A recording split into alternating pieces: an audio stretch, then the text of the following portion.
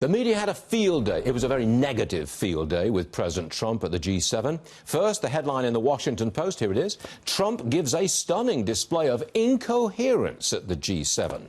And then we've got the New York Times, and this is a very long sentence, I'll try to read it all in one.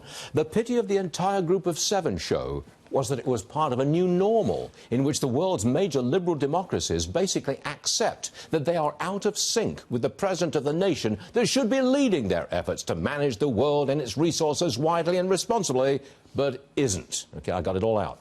Joining us, Walid Phares, Fox News national security analyst. I see it completely differently. I think the president did OK. I think he led. What say you? Look, the Washington Post and New York Times represent the point of view of the opposition. It's very normal. They're going to criticize the president, whatever he does, and they're going to, describe the G7 as a very integrated, unified group that represents the world, and then President Trump is in the other valley. That is not reality. What has happened is that the G7 now is basically addressing multiple issues. There are multiple tracks.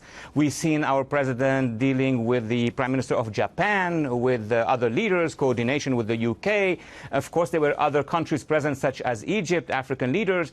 So it's not that the whole world is unified and the U.S. is somewhere else. It's basically a different cobweb of interest that was at play in Biarritz. There seemed to be a particular difference on the issue of climate. I do think that most G7, the G7 are united in their desire to do something about climate, but our president didn't even attend a climate meeting. He sent his aides instead.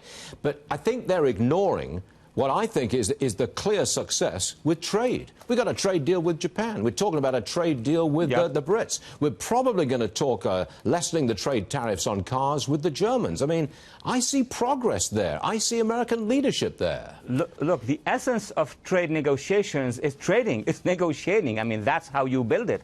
So our president was dealing with multiple issues, and you just mentioned Japan, Great Britain, other countries.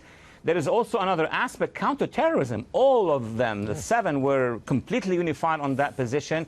And I would say even on environment crisis, there was a sort of an urgency that we need to do something, but we need to discuss what's the authority of national governments. We're talking about the Amazon and Brazil and so on and so forth. That's the reality of it. It was a forum of negotiations. That's the design. You don't ask bureaucrats to tell you what to say, what to do, and prepare it, and then the leaders have nothing to say. Precisely. Walid, welcome to the show. Great to have you with us. We'll see you again real soon. Walid Phares, everyone. Thank you very much, sir.